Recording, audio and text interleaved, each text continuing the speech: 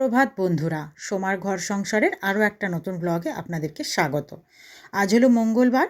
ঘুম থেকে উঠে চা খেয়েই কিন্তু আমি সোজা রুটি ভাজতে চলে এই ঠান্ডা ঠান্ডা দিনে। আমি তো ভালো আছি, আশা করছি আপনারাও সকলে খুব ভালো আছেন। তো সকালবেলা রুটি ভাজছি, চা খেয়ে উঠে ঘুম থেকে ওঠার পরেই চা খেয়ে নিয়ে কিন্তু রুটি ভাজছি। ওই যে ছেলে এনসিসি বেরোবে, যার জন্য আজকে আমার মাঠেও যাওয়া হয়নি। তো শুধু এখন ওর জন্যই টিফিনটা বানাচ্ছি। ওর মতন একটু আলু মরিচ করে নিয়েছি, আর সাথে এখানে রুটিটা ভেজে নিচ্ছি ওর মতনই। আমরা আর রুটি খাবো না, পরে আমি, মা আর বুড়ি অন্য কিছু করে খেয়ে নেব। তো ও রুটিটা ওকে ভেজে দিয়ে দিই, ও খেয়ে বেরিয়ে যাক, ওর তাড়া আছে।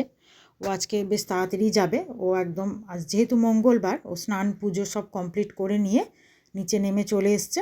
এবার ও খাবে, খেয়ে এই যে রেডি হচ্ছে, বেরিয়ে যাবে। আস্তে সাবধানে, আস্তে আস্তে গাড়ি চালাবা, আস্তে আস্তে যাবা। দুর্গা দুর্গা। মায়ের মন বুঝতেই পারছেন, ছেলে যতক্ষণ না যায় মনে শান্তি নেই।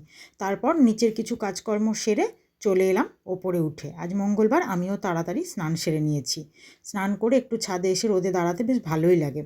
তারপর বেশিক্ষণ তো দাঁড়ানোর সময় থাকে না, দাঁড়িয়েই চলে গেলাম ঠাকুর ঘরে। মায়ের পুজো আগেই হয়ে গেছে, আমি একটু লেটে উঠে এলাম। তো এইখানে আপনাদেরকে দেখানোই হয় না, এটা হলো আমার মা দুর্গার ছবি, মানে একটা ছোট্ট মূর্তি। তো মা দুর্গার মূর্তিটা আপনাদেরকে ঠিক ভালো করে দেখানোই হয় না। আর এই হলো আমার গোপাল সোনা। তো সকলেই বসে আছে, আমি নিজের পুজো অনেকটা সারি, আর মঙ্গলবারে আমার হনুমানজির পুজোটাও করে নিয়ে তারপর নিচে গিয়ে জলখাবার খাবো। তো নিচে এসে জলখাবার খাওয়ার হয়ে গেছে। তারপরে কর্তামশাই ফেরার পথে বেশ কিছুটা বাজার করে নিয়ে এসছে। আপনারা দেখছেন বেশ কিছুদিন ধরেই কিন্তু কর্তামশাই বাজারটা করছে, আমাকে আর যেতে হচ্ছে না। আমি টুকিটাকি ওই ফুল মিষ্টি এসবগুলো কিনে নিয়ে চলে আসি। তো বাজারটা ভালো করে ধুয়ে নেওয়া হয়ে গেছে। এবার দেখি কি কি কিনেছে। এখানে আছে অনেকটা পালং শীষ, তারপরে আছে দুটো ফুলকপি। ফুলকপি দুটো বেশি বড় না, ছোট, কিন্তু বাঁধাকপিটা যা বড় নিয়েছে দেখে মনে হচ্ছে যেন একটা মানে হাতির মাথার সমান। এটা আমাদের ফ্যামিলিতেও কিন্তু একদিনে সম্ভব নয়, দুদিন খেতে হবে। এরপর আছে শসা, শিম, আর আছে কাঁচা লঙ্কা, আর এখানে আলু। মানে আমি ঠিক যা যা ওকে ফোনে বলে দিয়েছিলাম, ও ঠিক তাই তাই নিয়ে এসেছে। আর সকালে যাওয়ার সময় বাড়ি থেকে ব্যাগ নিয়ে গেছিলো, তো সেই মতো বাজারগুলো করে নিয়ে চলে এসছে। আর ও আরও একটা জিনিস আছে, ওটা যেহেতু আজ মঙ্গলবার এইদিকে রাখিনি ধুয়ে, এই যে এখানে আছে পেঁয়াজ কলি। তো পেঁয়াজ কলিটা রেখে দেবো, ওটা আজকে আর করব না। ওটা এক সাইডে ধুয়ে একদম পেঁয়াজের জায়গায় রেখে দেবো। দিয়ে তারপর আমার রান্না যেটা হয়েছিল, একটা রান্না দিয়ে কর্তামশাই স্নান সেরে নিয়েছে। কর্তামশাইকে পাঠালাম একটু শাশুড়ি মায়ের কাছে। একটু ভেজ ডাল রান্না করেছিলাম খুব ভালো করে, তো ওই জন্য বললাম যে একটু দিয়ে এসো গা, তারপর বাকি রান্নাগুলো করব। শাশুড়ি মা একটু তাড়াতাড়ি খায়, ওই জন্য একটা দিয়েই পাঠালাম। আর ভেজ ডালটা একটু সুন্দর করে করেছি। আর আপনারাও খুব তাড়াতাড়ি কিন্তু এই ভেজ ডালের রেসিপিটা আমার রসনালয়ে পেয়ে যাবেন। আর তারপর আমি রান্নার জন্য কেটে নিয়েছি এই যে পালং শীষ চচ্চড়ি হবে। পালং শীষটা কেটে নিলাম টাটকা টাটকাই, আর সঙ্গে বিট, আলু, অনেকটা কাঁচা লঙ্কা চিড়ে নিয়েছি। আর ওইদিকে রয়েছে শিম, মিষ্টি কুমড়ো, মূলো, বেগুন, মানে যা যা দিয়ে শীষ চচ্চড়িটা ভালো লাগে।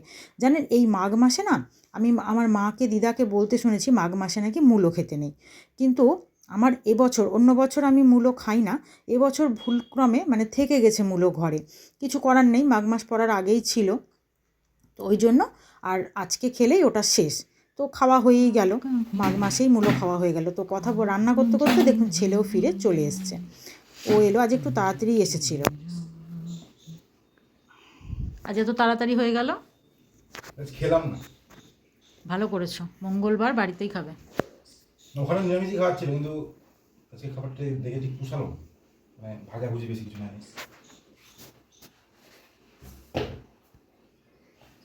বাড়িতে অত সুন্দর ভেজ ডাল আছে। ওটা লোভেই যেতাম।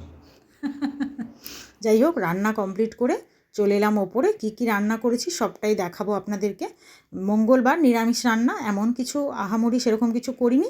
তবে এখানে আছে গরম গরম ভাত ক্যাসারোলের মধ্যে, আর এদিকে রয়েছে ওই যে পালং শীষ চচ্চড়িটা করলাম সব কিছু দিয়ে খুব ভালো করে। তো আমাদের কিন্তু এইরকম একটা তরকারি থাকলে আমাদের আর তেমন কিছু লাগে না, খুব ভালোবাসি আমরা সবাই এরকম তরকারি।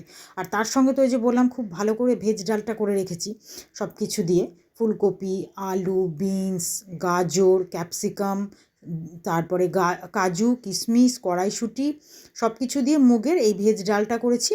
অসাধারণ, মানে এই ডাল আর সঙ্গে একটু আলুর চিপস ভেজেছি, সেটা থাকলে কিন্তু আর অন্য কিছুই লাগে না।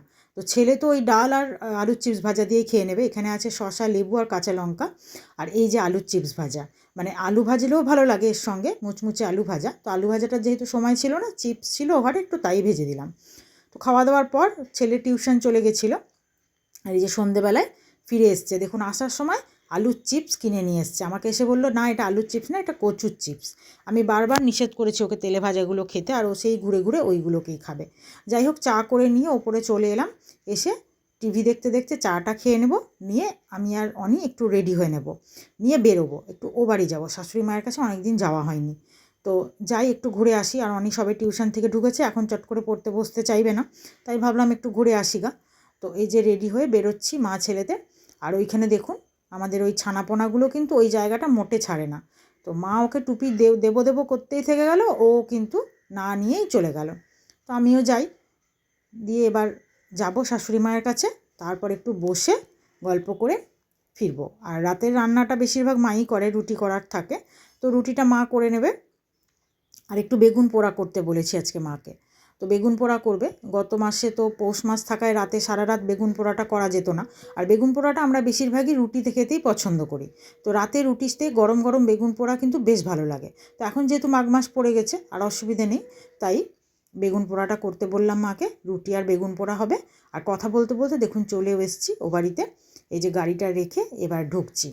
তো যাই ওপরে দেখি শাশুড়ি মা কী করছে, শিব মন্দিরে একটু প্রণাম করে ওপরে উঠে চলে এলাম। আর ওই যে শাশুড়ি মা কিন্তু জানলায় তাকিয়ে বসেছিল আমরা আসছি সেটা দেখার জন্য। এবার আসা মাত্রই এখানে একটুখানি সামনে বাড়ির কাকিমা রাম মন্দির গেছিলো বেড়াতে, রাম মন্দিরের প্রসাদটা দিয়েছিল, তাই আমাদের মুখে একটু করে দিয়ে দিল, আমাকে আর অনিকে, যে রাম মন্দিরের প্রসাদ এটা মুখে দাও, আর বাকিটা বাড়ি নিয়ে যেও ছেলেকে আর আমার মাকে দেওয়ার জন্য, মানে আমার কর্তামশাইকে আর আমার মাকে দেওয়ার জন্য। আর আমার ভাগ্যটা একবার দেখুন, কোন শাশুড়ি এরকম আদর করে ভালোবেসে তার বৌমাকে খাইয়ে দেয়, কপাল দেখুন।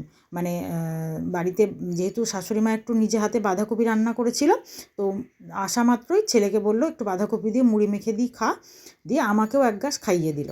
আমাকে বললো একটু টেস্ট করে দেখো, তুমি তো রোজই নিজে রান্না করো, আমার হাতের একটু বাঁধাকপি। আর সকালে সুজি বানিয়েছিল, কর্তামশাই তো এই বাড়িতেই জলখাবার খায় সকালে, তো ছেলেকে বানিয়ে দিয়েছিল সুজি, রুটি আর বেগুন ভাজা। তো সেখান থেকে একটু সুজি আমার আর অনেক জন্য রেখে দিয়েছিল।